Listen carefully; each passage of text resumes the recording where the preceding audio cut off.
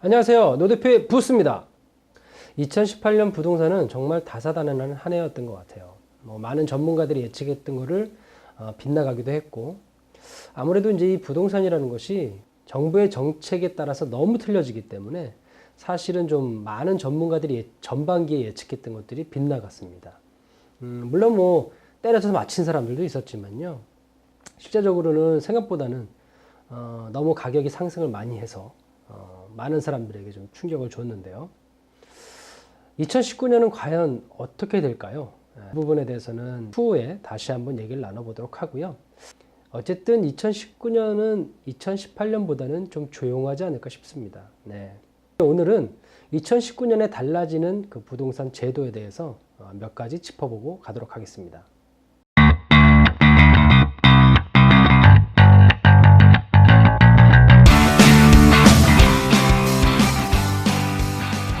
첫 번째로는 공정시장 가액 비율이 5% 인상이 됩니다.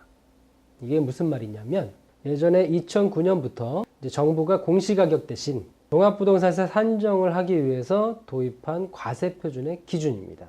그래서 부동산 가격 변동이라든지 지방재정 여건에 따라서 등등에 따라서 탄력적으로 조정하는데요. 이것을 보통은 한 공시가격의 한 80% 정도, 여기서 공시가격이라고 하는 것은 정부가 매년 전국의 대표적인 토지와 건물에 대해서 조사해가지고 발표하는 부동산 가격을 말하는 거예요. 공정시장 가액은 보통 공시지가의 한 80% 정도를 유지하고 있었거든요. 그런데 이것이 2019년에 5% 상향 조정돼서 85%로 조정이 됩니다. 공정시장 가액 비율은 2022년에 100%를 만들려고 하는 거예요. 참고로 이 공정시장 가액 비율 5% 인상하는 것은 재산세는 아니고요. 종합부동산세를 내시는 분들만 해당이 됩니다. 그래서 종부세를 내시지 않는 분들은 여기에 해당이 되지는 않습니다. 그리고 또 하나 바뀌는 것이 종합부동산세 세율이 조정이 됩니다. 지난 9.13 부동산 대책에서 이 계획안을 발표를 했었죠. 그래서 아마 다주택자분들은 이 종부세 개정안이 좀 바뀐다는 거, 상향돼서 약간의 부담은 좀 되실 수도 있을 것 같습니다. 다음으로는 주택임대소득 분리과세가 시행이 됩니다. 지금까지는 연간 2천만 원 이하의 그 주택임대소득에 대해서는 비과세 혜택을 받았었거든요. 근데 이것이 2019년부터는 분리과세가 됩니다. 그래서 이제 기존에 혹시 주택임대사업자 등록을 안 하신 분들은 아마도 이런 부분들 때문에 주택임대사업자 등록을 하셔야 되지 않을까 싶고요.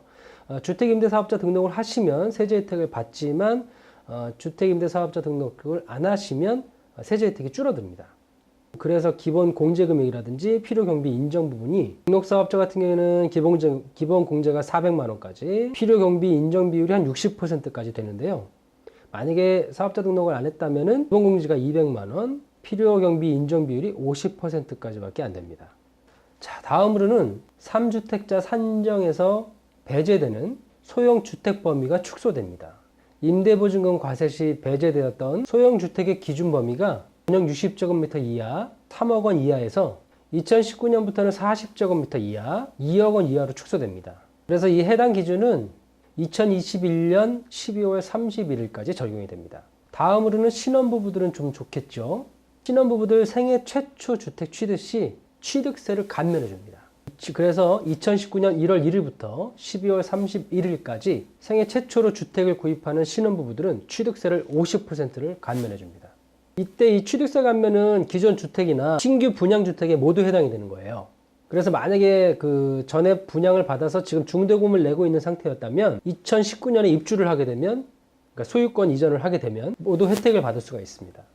여기서 신혼의 기준은 만 20세 이상의 혼인신고 후 5년 이내입니다. 소득 기준도 들어가는데 외벌이면 연 5천만 원 이하, 맞벌이는 연 7천만 원 이하여야 됩니다. 그리고 여기에 해당되는 주택의 기준은 3억 원 이하, 수도권 같은 경우에는 4억 원까지 가능하고요. 연용면적이 60제곱미터 이하여야 됩니다. 그러니까 연용면적으로 18평 이하여야 되죠. 그래서 신혼부부들은 이 내용을 알고 계시면 좋겠네요. 다음으로는 청약통장 가입 대상 연령이 확대가 됩니다. 그래서 현 만 19세에서 29세까지인데요. 이것이 만 19세에서 34세로 상향 조정됩니다. 남성의 경우에는 별도의 병역기간을 또 인정하고요.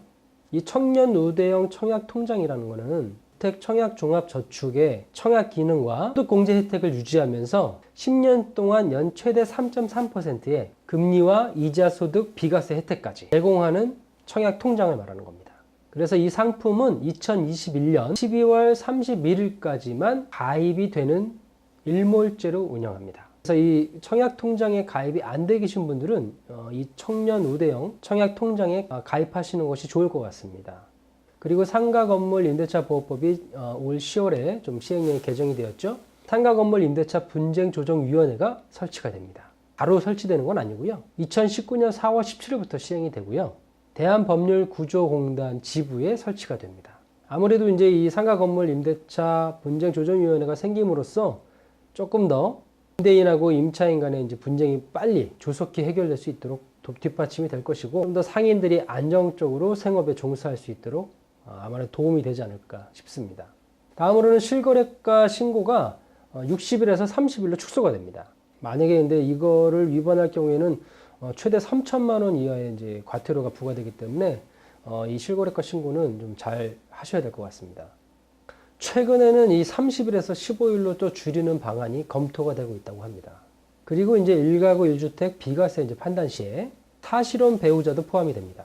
그래서 2019년부터는 사실혼 배우자가 주택을 소유하고 있었다면은 1가구 1주택에 대한 비과세 혜택이 적용되지 않습니다.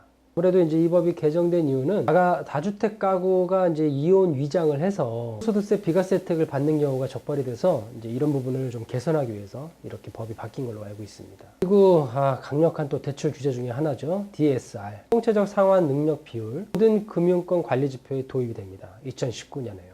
10월에 이제 모든 은행권에 도입이 되었고요. 2019년 2월부터는 상호금융업, 4월은 보험업, 5월은 저축은행 등등 순차적으로 이제 이렇게 확대가 된다고 합니다. 그래서 2019년도 역시 대출 규제는 계속 이어질 것 같습니다. 네. 그래서 오늘 말씀드린 여러 가지 달라지는 제도는 대부분 2019년 1월부터 거의 시행이 되고요. 어떠한 것들은 상반기, 이제 하반기부터 시행되는 것도 있습니다. 그래서 이런 부분들을 부동산에 관심이 있으신 분들은 꼭 한번 체크를 해보셔야 될 것 같고요. 역시 2019년도 규제 쪽으로 포커스가 맞춰져 있기 때문에 사실 뭐 크게 좋아지는 것보다는 아무래도 이제 더 규제가 강화되고 정부의 철두철미한 감시가 더 강화되는 그런 제도 같은데, 어쨌든 부동산 시장이 너무 얼어붙지 않았으면 좋겠지만, 이런 부동산 2019년에 달라지는 제도를 봄으로써 정부의 생각이 어떠한지 좀 더 읽을 수가 있습니다. 자, 2019년 하지만 뭔가 이제 새로 또 바뀐다는 것은 우리에게 새로운 또 하나의 변곡점이 될 수도 있습니다. 2019년 과연 또 부동산은 어떻게 흘러갈 것이고, 또 우리가 앞으로 투자를 어떻게 해야 될 것이며, 또 경매는 과연 어떻게 될 것인가. 분명히 기회는 또 한번 오지 않을까. 저는 이렇게 생각해보고, 새로 경매의 입장에서는 굉장히 좋은 계기가 되지 않을까. 다음 영상은 아마 2019년에 찾아뵐 것 같은데요. 새해 복 많이 받으시고 또 행복한 한 해의 시작이 되길 바라겠습니다. 여러분 감사합니다.